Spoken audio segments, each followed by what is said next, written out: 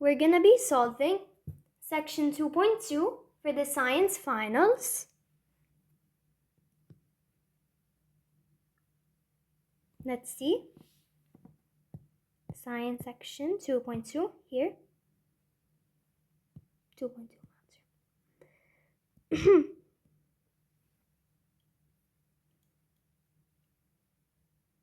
Okay, let's see. Match each state of matter to the sentence describing the motion of the particles. Now guys, this question is really easy. Here, what's the easiest one? Solid. We have, let's say, a solid cube. Okay? Now, how will the rearrangement of the particles look like? The arrangement, is gonna look something like this. We can say. You notice here, the particles, they're really rigid, right? They're really packed, you can say.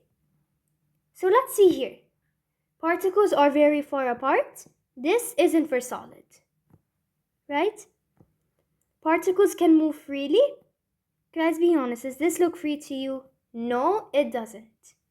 Let's see. They can only vibrate back and forth in position. This is for a solid. Now guys, why? If you have a solid, let's say this is it, all the particles, they're squeezed in, okay? You can't even tell them apart now because of how tight they are. Do they have space to move? No, they don't. But they still move how? By vibrating. So they just shake back and forth, okay? Now, let's do liquids. Liquids, on the other hand, it's a bit different. Let's say here, you have a glass and you have water inside, okay? And the particles will look somewhat like this. They're allowed to move around, but they're not given the most freedom, okay? But what can they do? They can slide against each other, okay? This is the amount of space they have. So this space offers them to slide against one another. So let's see here. Particles are very far apart. No, they are far, but they're not that far. And they don't move in random motion. So that's wrong. Particles can move freely in all directions, but are held closely together. Liquid particles, they're offered freedom. That is true. But they're still close together. What are they held by? Attractive forces. Here, attractive forces. Okay? So liquid particles, you can say it's in between gases and solids. So now we move on to the gases here. A gas, it has the full freedom to move. Let's say in a full room. Let's say like this. Oh, here. Or they can be compressed into small containers also. It can be either, but in most of the times, it has big space. So, what do you expect? In big space, particles, they have a lot of freedom. They can move anywhere so randomly. So here, they move really fast. So they move fast. And they move randomly in all directions. So, which one describes this? Particles, they're very far apart. They're offered a lot of space. And they're in constant random motion, right? Here they move randomly. So they're in constant random motion. Okay? So this is the difference between each of the particles. Once again, solids, they are tightly packed. They have no space. They can only vibrate. In a liquid, they're in between. They're not they don't have the full freedom, but they're not that tightly packed. They're in the middle. They can move freely, but they're held closely. Gases, on the other hand, they have the full freedom. They can move anywhere they want. Okay? So this is the difference.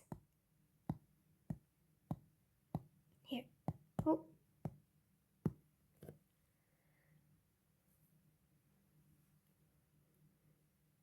Okay. Complete the table below with the word fixed and not fixed. Okay. This question is actually also easy. We have, let me draw for each one a container. So this is a container, this is a container, and this is a container. For each of them, they each get their own containers. Solids. Let's say here you have a solid cube or a solid box. What do you expect to happen if I drop it in? I drop the solid box in. Did it take the shape of the container? No, it didn't, right? It's fixed. Okay? Like it didn't spread across the bottom of the container. The volume. Okay. So, here, let's say this is 3 cubic centimeters. When you drop it in the box, it's still gonna say 3 cubic centimeters. Like, it's not like when you drop it in the box, it's gonna turn like 10 times bigger or something, right? Like, the solid volume, it doesn't change. So the volume stays the same, and the shape also stays the same. So basically, don't expect anything to change in a solid. So now, let's take a closer look into liquids. Liquids, on the other hand, behave a bit differently. Let's look at the shape. I have this glass of water. Okay? Notice the shape. I have this bowl of water. The shape's a bit different. So let's say I pour it in. What do you expect happens to the water? It's gonna spread. It's gonna take the shape of the container. So the shape for a liquid, it can change, right? So the shape is not fixed. It can change. But the volume, this you need to know. I have, for example, let me draw it up here. This glass of water is filled with 100 millimeters. When I place it, let's say in a bowl, it's a bit bigger than the cup. Is it gonna turn into 200 milliliters? No, it's still gonna say 100 milliliters. Yani if you poured the water from the cup to the bowl, the volume, it won't change. It stays 100 milliliters.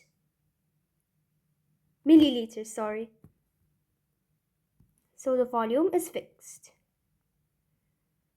Unlike gases is a whole other situation. When you put gas inside a container, what do you expect to happen? It's going to take the shape of the container, right? So shape, it's not fixed, it can change. But the volume, also. I'm going to do it right here. Let's say I have this small container and this big container. Gases, what's a special property? Gases can be compressed and can expand. This is a unique property of gases. So, what do you think is going to happen here? The volume, it's going to take up the volume of the small container. Meanwhile, if I put it in the big container, it's also going to take up its volume, right? So, is the volume fixed? No, it's not fixed. Okay? So put in mind the containers. In a solid, if you drop a solid cube or solid marble in a container, it's going to stay the same, nothing happens. Fixed and fixed. Liquids, the shape, it can take various shapes, such as, let's say, a jug of water, let's say a cup of water. It takes various shapes. So the shape isn't fixed, right? While the volume, it stays the same if it's poured from the same container. Here you have 100 milliliters of juice. You pour the cup into the bowl. It's not gonna give you more water. It's not gonna turn into 200 milliliters, right? So the volume here is fixed. Gas, nothing is fixed. Gases are random, like really, really random. Nothing stays the same in gases. So think about it like this: solids, that's it. It's just fixed, nothing happens. While a liquid, the shape, like it's more free. Okay, but the volume, it's still. While gases, the shape, once again, it takes up the shape because the particles are free. And since the particles are really, really free, they also take the volume. So here, notice every time. Here, they're both fixed. Here, one of them is fixed. Here, none of them are fixed. Okay?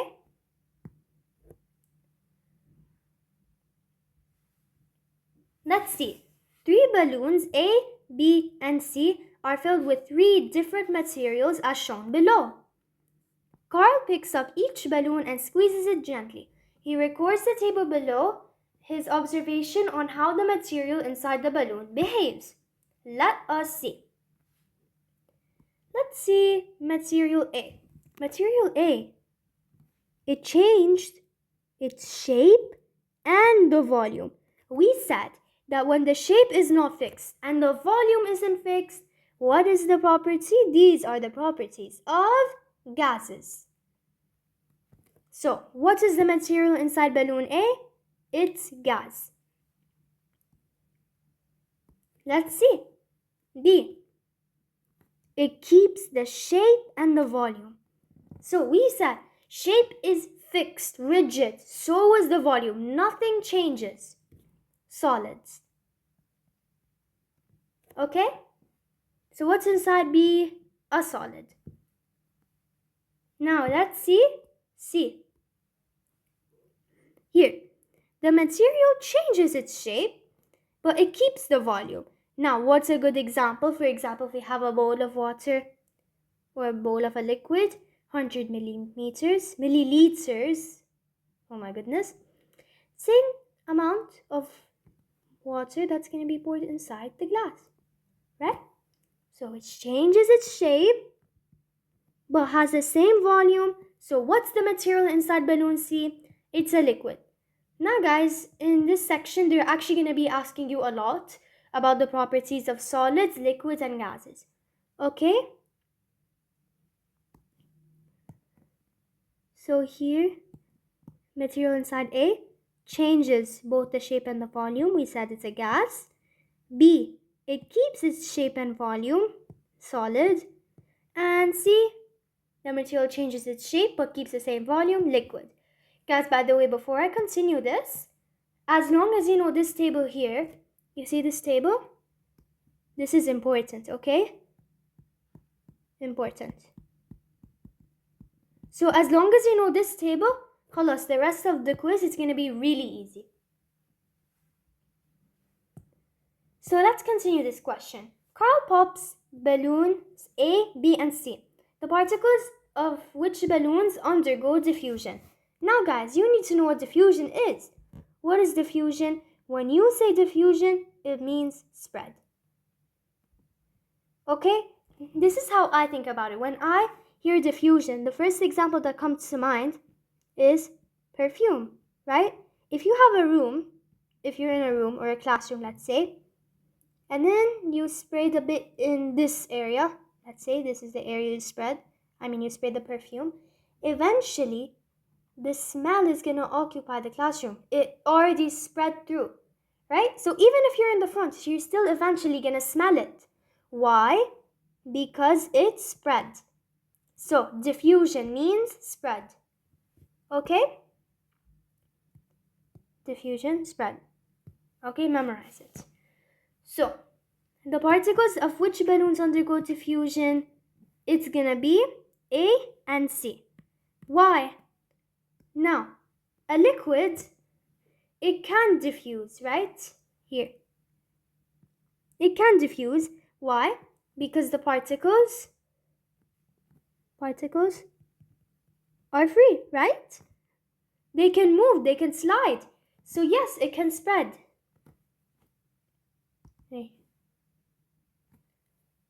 But gases, diffusion is even better. Why? Because in gases, they're the most free. They can move in any random direction. right? So which two particles undergo diffusion? Gases and liquids. Like, don't expect, for example, if you have a room, you place a solid cube, is it gonna like spread across the room? No, it won't happen. So no diffusion in solids. Okay? So which ones undergo diffusion? Once again, gases and liquids. Why? Because their particles are free to move. Let's see question 4. State whether the below examples are solids, liquids, or gases. This one is the easiest question, I bet, in the whole quiz. Water vapor. Don't even think about it. Water vapor is the gas version of water. Milk. You drink it, it's a liquid. Ice cube. It's a solid, right? A rock. Also solid. Melted butter, guys. Don't even think about it. When something melts, it changes from solid to liquid. So obviously if something is melted, it's already a liquid. And helium is a gas. Okay? So just to be more clear, when water evaporates here.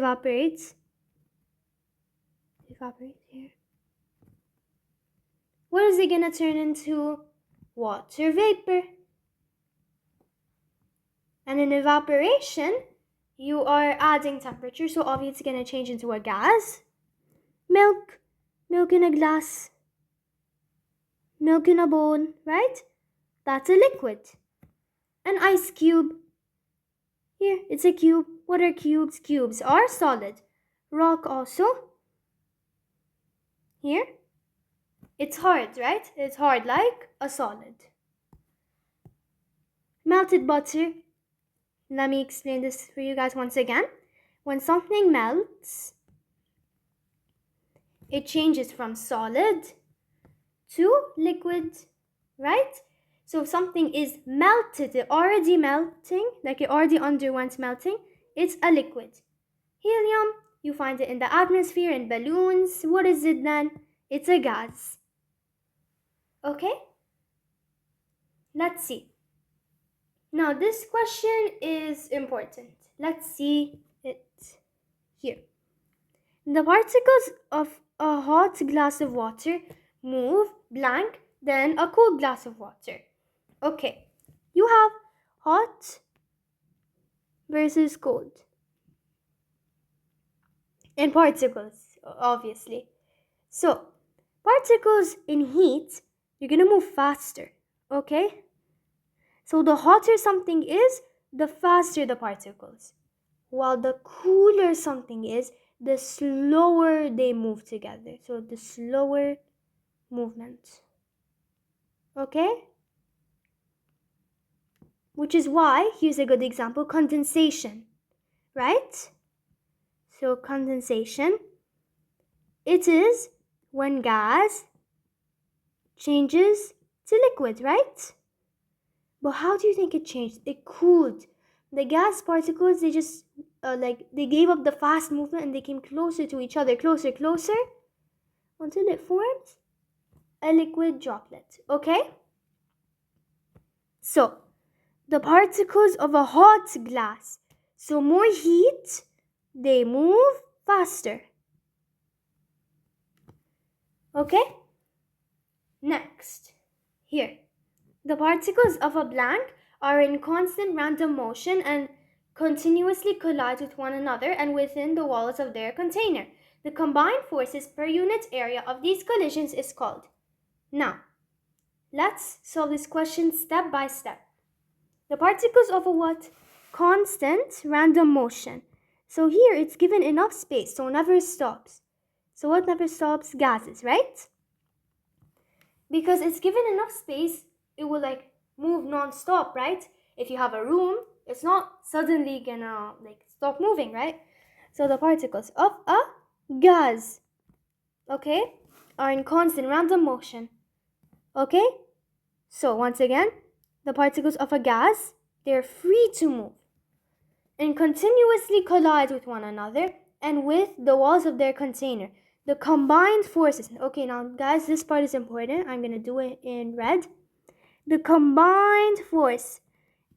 Guys, please ignore the per unit area. Per unit area is just going to confuse you, okay? Here, the combined force of these collisions. You have a balloon, okay? Here's a balloon. You keep blowing into it. The gas particles, they keep striking it, right? Until like they're so tightly packed. What is this called? This is called pressure, right? But here, when gases they're colliding, what is it gonna be? It's gonna be gas pressure. Pressure. Oh, here. Gas pressure. So, here is a definition you need to know. The combined forces. That's an F by the way, guys. Of collisions. What is this called? Gas pressure, okay? Nothing else you need to know about gas pressure. That's it, okay? So, once again, you create pressure when you blow a lot into a balloon, right? Because there's going to be less and less space. But here, what do you just add? These are called gas particles, right? So, gas particles.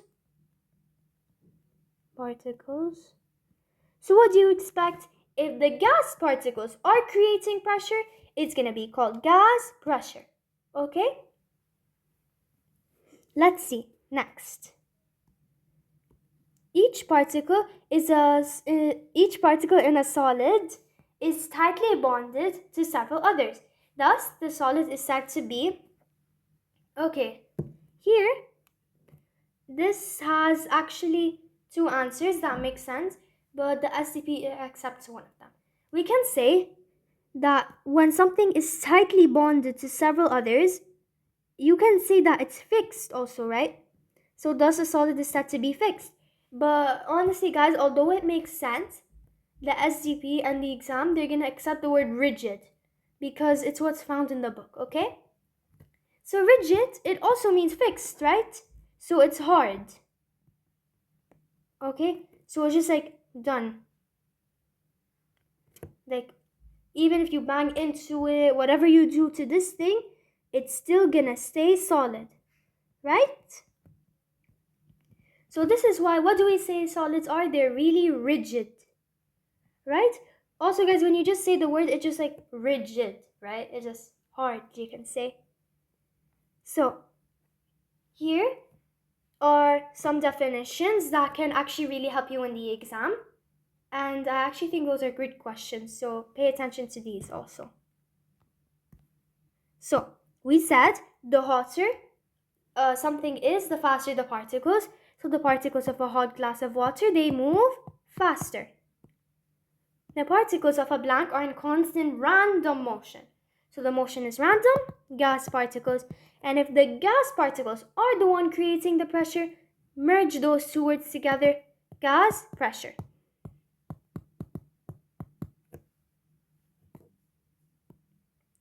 Each particle, we said tightly bonded, so tight means rigid.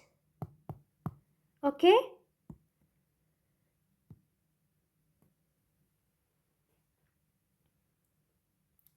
The illustrations below show the particles of different substances held at different temperatures, and they're found in the same states. The temperature of substance C is the greatest, and the temperature of substance A and B is the same. We're going to analyze it later. For now, let's look at the questions. Diagram A. So here, we're going to look at keywords. What are our two options? Liquid and gas. Let's see here. Look at the picture. The particles, they're free, but don't you see here? Those two, they're sliding against one another. Here it even says slide against each other. So here, they're not that free, but they can move, right? Like, it's okay. So, when you see slide against each other, these are for liquids. Liquid. Unlike these two, I'm going to change the color. They're really far apart, very far apart. Okay? Look at it. Here they have the full freedom to move, right? Now, which particles have the full freedom to move in any speed? Gases, right? So, here is like for solids. Oh my goodness, here, I'm just going to rewrite it. First, liquid, gas, gas. So, key points. Solids, particles only vibrate. So, particles vibrate. This is about their motion, okay? Vibrate. Liquid, particles slide. Particles slide. But then in gases, random motion. So once you see random motion, that's it for a gas, okay? These are the key points for the particle motion. Okay? So now, let's see this part, the other part. The other part, it's a bit more difficult, and here is when it comes to your understanding. The speed of particles A is blank the speed of particles of substance B. Now you guys might say, oh, B is a gas, so it moves faster. Okay, in most cases, maybe, but right now we really need to check. C has the greatest temperature. Okay, so greatest temperature. Okay, so we said the more the temperature, the hotter something is, the particles move faster, right? Faster. So here we're going to order them fastest to slowest. So C moves the fastest, right? Now let's see here. A and B is the same. So the temperature is the same, so as the speed of the particles. So A and B are the same, but slower than C.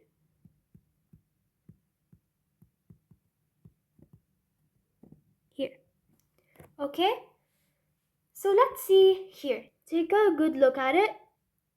Okay? Let's see. The speed of the particles of substance A is what the speed of particles of substance B. Now, you guys remember, A and B, the temperature of substances A and B is the same. Same temperature, same speed. So equal. Next, the speed of particles of substance C is blank the speed of particles of substance B. So let's see C and B. Once again, C has the greatest temperature. But if you guys remember the graph we drew, okay, B is the same as A, but it moves slower, right? Compared to C, yes, it moves slower. So if C has the highest temperature, it's surely gonna move faster. So the speed is greater than B. Let's see. Substances B and C are compressed to have the same pressure. How is the volume of substance B compared to that of C? Now guys, I'm just going to draw you guys a table that relates temperature. T is for temperature.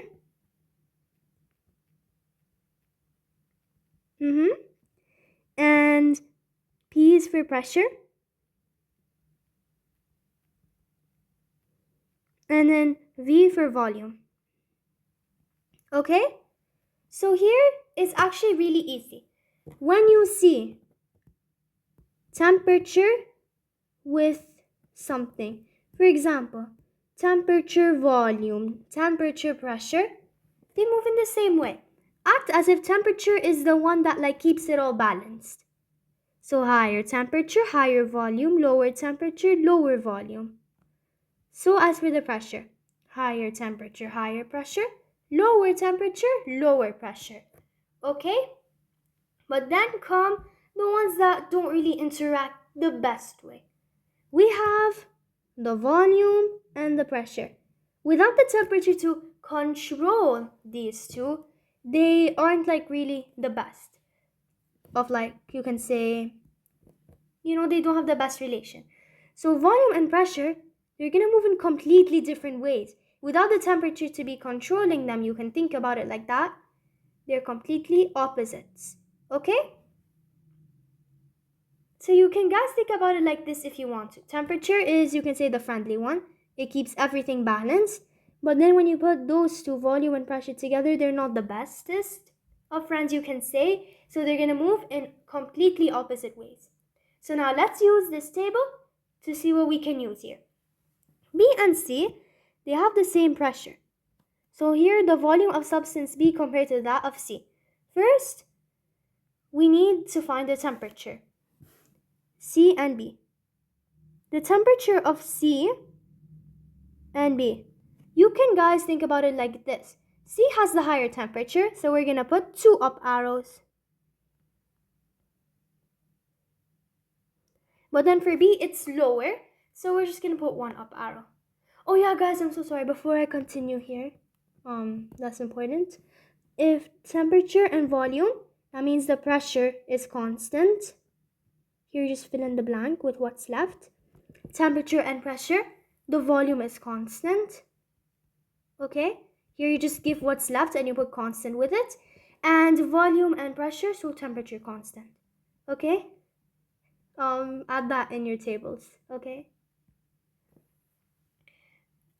so here they have the same pressure, so the pressure is constant for both. We understand that.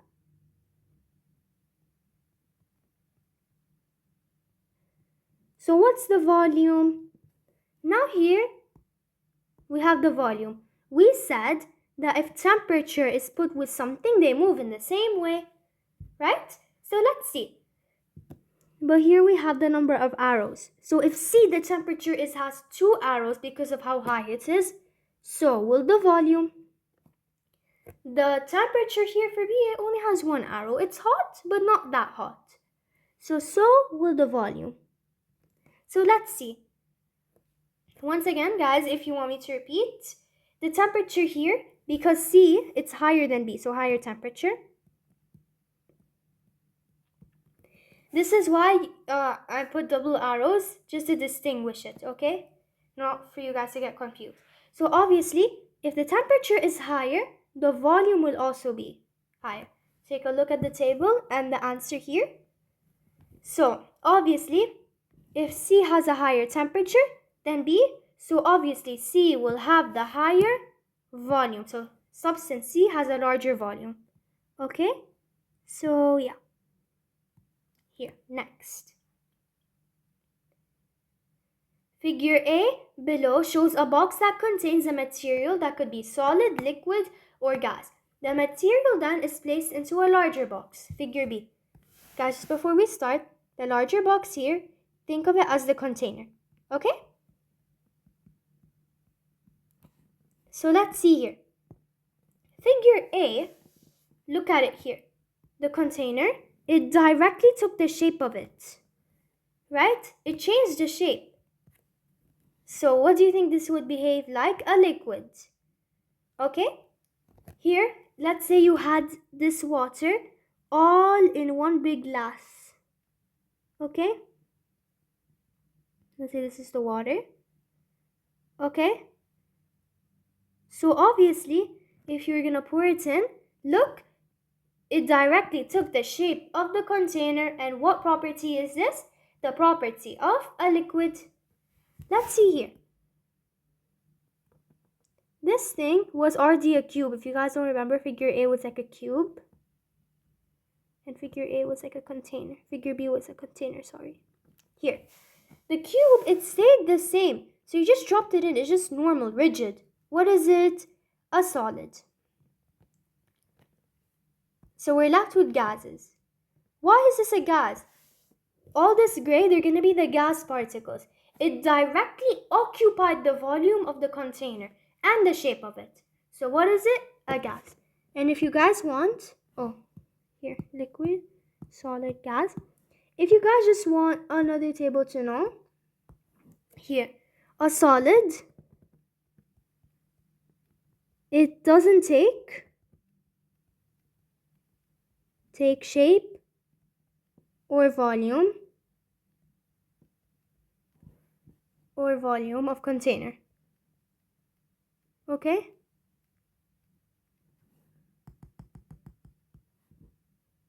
Volume of container here. Okay? So if you drop a marble in a box, it's not gonna spread across the floor to occupy the shape. Liquid here, it occupies shape.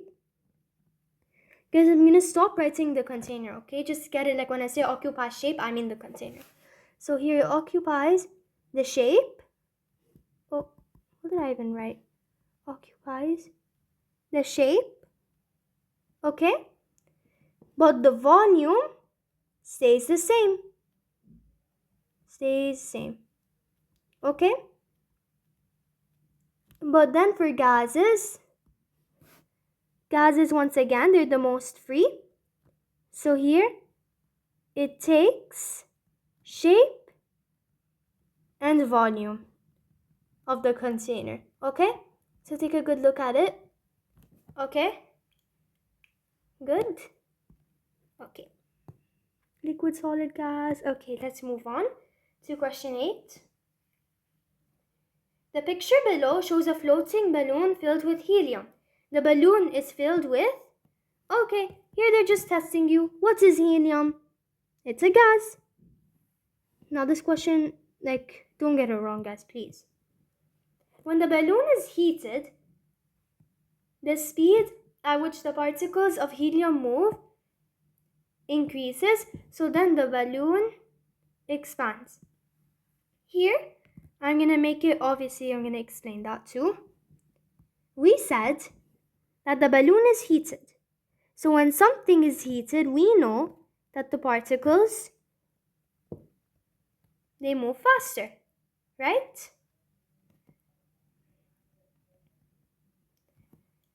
So the speed at which the particles move, it's going to increase, right? Thus, the balloon expands. Why? Here, let's say this is the helium balloon. The gas particles are just going to keep moving faster and faster, right? We said that they're going to create the pressure, right? And obviously, when you blow into a balloon, it's going to get bigger for sure, right? Because it keeps expanding, because the particles, they need more space, so they're going to make the balloon bigger, right? So which is going to cause in the expansion of it. Okay?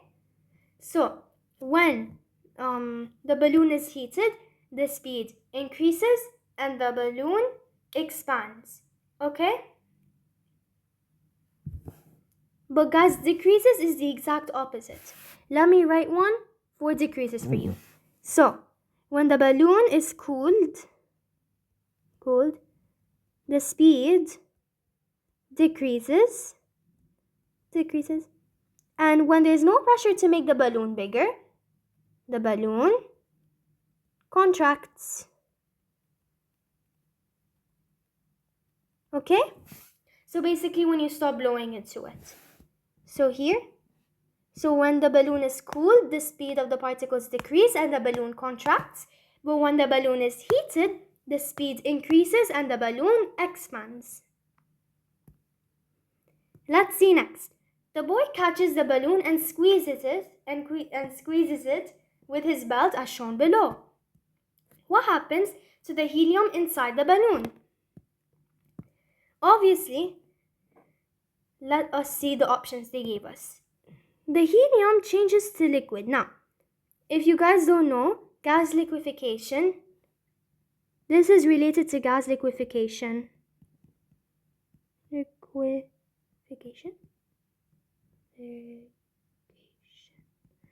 Okay? So, basically, it's when you put so much pressure, so then the gas changes to liquid. But guys, although this is you're adding more pressure, you're squeezing the balloon, this isn't even near enough pressure.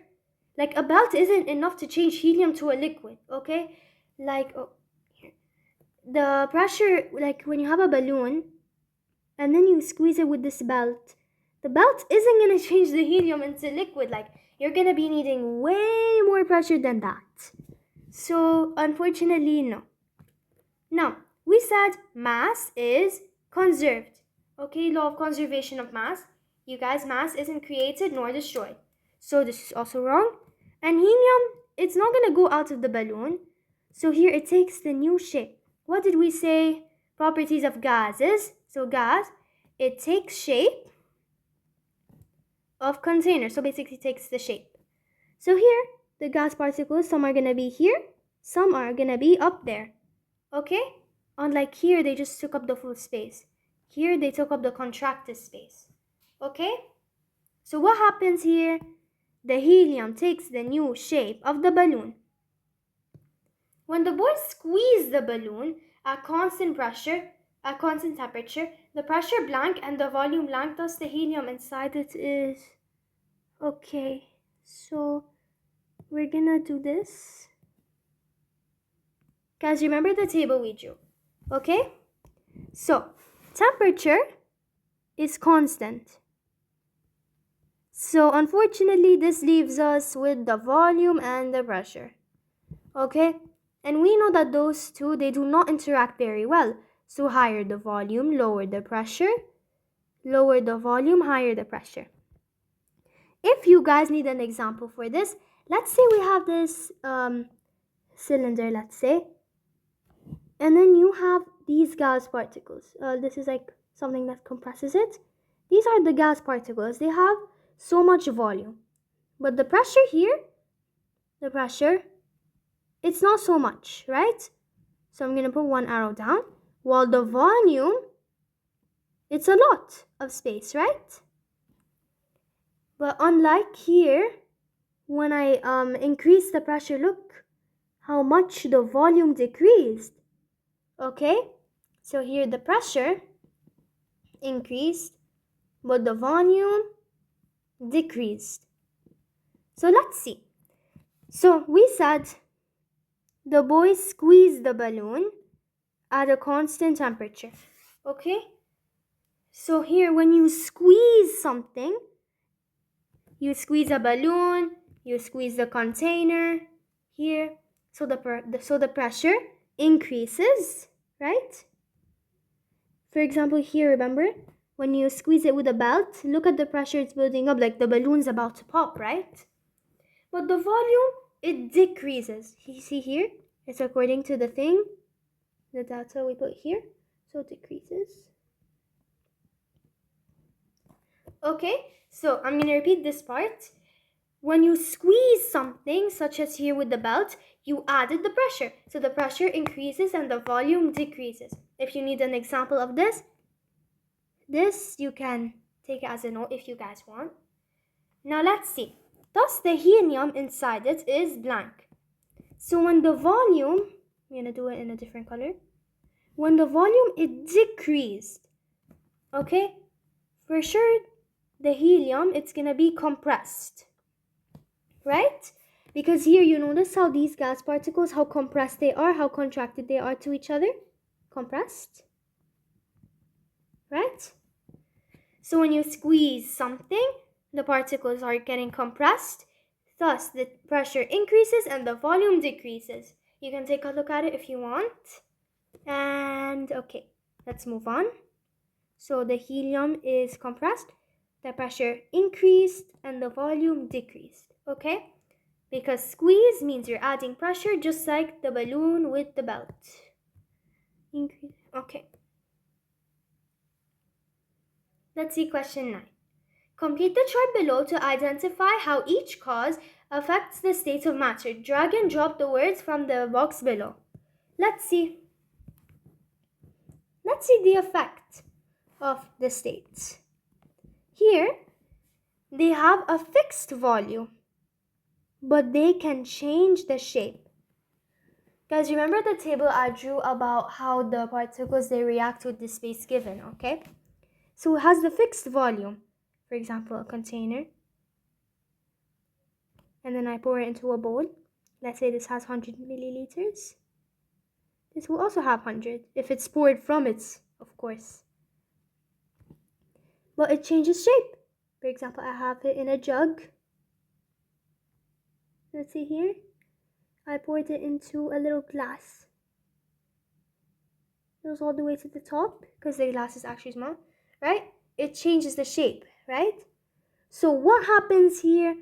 These are properties of liquids, right? But here they're being a bit indirect. We figured out the state of matter, which is a liquid. So what happens in liquids? Here we're relating how they react with the space given and like how the particles move. Liquid particles, what word do we look for? We look for slide. But here there isn't. So which one's liquid? Packed together, it's too extreme. This is for sure solid. They're not far apart. Far apart is too much, gases. So which one is in between? They're close together, but they can move around. This is for liquid. So close, and they move. I'm just gonna write it like this. Next, here. I'm gonna use blue here. So, they have the fixed volume, fixed shape. When I say fixed volume, fixed shape, guys, the first thing you can think of is a cube. When you put a cube into a container, it's still gonna be a cube. If you put a marble in a container, it's still gonna be a marble, right? So, what is this? We know that this is for solid. So once again, fixed shape, fixed volume, that's a solid. So in solids, oh look here, we already wrote it. So when something is packed together, for example, like these are the particles. They're so packed together, right? They're barely given space. This is for a solid. So I'm going to write here, packed together. Here you're combining your knowledge of how the particles react with the space they're given, the volume they have, and their movement. So you can just take a look before I move on to the last one. So here, liquids, they're close together. Solids, they're packed. Let's see here. We're left with one more option, which is this one. So let me explain it. Here, they can change the shape and the volume. So when you can change it, like you're just free, you can do anything. You can be compressed, you can be like expanded into larger spaces. These are properties of gases, right? So gases, they are far apart, especially like in a room. The particles, they're like not gonna be close together, right? They're gonna be really far from each other. And they can move freely. They can move fast, they can move slow, any speed they want. Okay? So gases, they can change shape and volume, and they're far apart, and they can move freely. Okay? Question 10 says, when you dip a tea bag into a cup of water, the tea particles will slowly move out of the tea bag and spread into the water. What is the process by which the tea particles moved out? Now, if you guys remember in the beginning, we said spread means diffusion, right? And once again, the first example I think of would be perfume, okay? So let's see here. When you dip a tea bag into a cup of water, the tea particles, they're gonna spread, right? So here you have, let's say, a cup of water, let's say, and then you have a tea bag inside it. Eventually, the water, it's gonna change the color. Let's say, I'm just gonna use red. Okay? Right? Because those tea particles, they eventually spread across. Okay?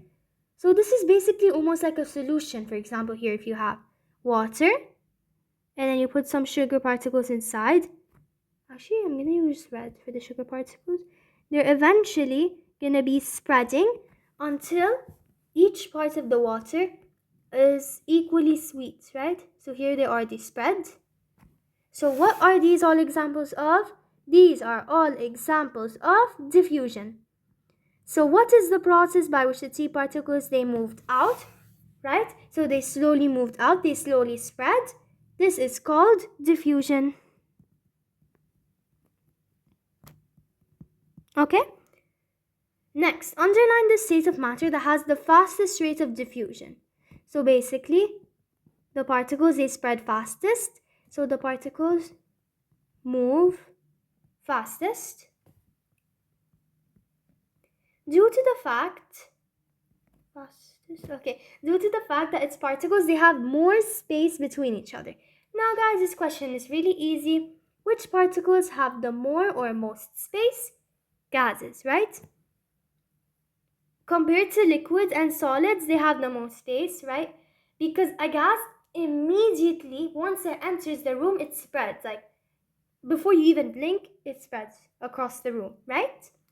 So here they're just asking you which one has the most space, which particles they move the free, like they are the most free. They can easily diffuse. Gas particles, okay? So once again, if something spreads, it's called diffusion. And which particles, they have the fastest rate, so they spread the fastest because the particles, they have the most space, they're the most free. Gases. Okay? Question 11. The following cylinders all contain the same quantity of air at the same temperature. In which cylinder is the air pressure the highest? Now, this is a really easy question according to what you see. Which one is like pressure, air pressure? You can think about it as like compressed. Okay?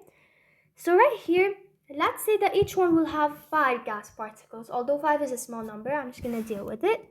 So 1, 2, 3, 4, 5. So much space. Okay, here the space is decreasing. Here it's decreasing. By the way, guys, it's the same amount of particles in each one, but the space is getting lower, so they are really close to each other. Compressed, you can say. Here. And here, once again, they barely even fit into A. So which air pressure or its compression, you can say compression, is the highest? Cylinder A. Okay? So air pressure is how much something is compressed. And which one is the highest? So it's the most tightly squeezed in together. A. Okay? So this is just based on what you can see, what you observe. And the last question here. Okay, kind of an unexpected question at the end, but let's see. One theory of the nature of matter makes the following statement. A pure substance is made of particles that cannot be divided by physical changes. The described theory is called, now here guys, I'm going to fill in the blank and explain it. It's called the particle theory. Now why? Here. Now why is it called the particle theory? Here.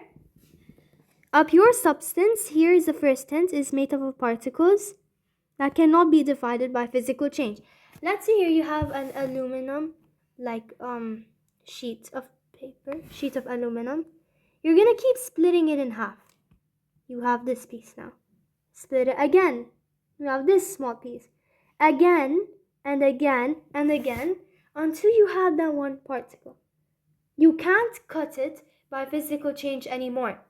Guys, pay attention to this point. Physical change. Otherwise, you can just easily burn it, the aluminum sheet. So it needs to be physical change, such as cutting, okay, breaking. Those are physical changes. Okay? So, which theory says that a pure substance is made of particles that cannot be divided by physical change? So this one particle is what the substance is made of. So, what theory suggests that? The particle theory of matter. Honestly, this one, you need to basically know it. So here, green, it's important. A pure substance is made of particles that cannot be divided by physical changes. Okay, please, not chemical changes, physical changes. Put that in your head. This is called the particle theory of matter. Okay?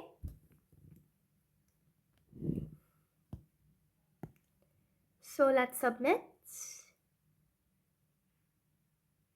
And that's it for this quiz, and good luck for your science finals.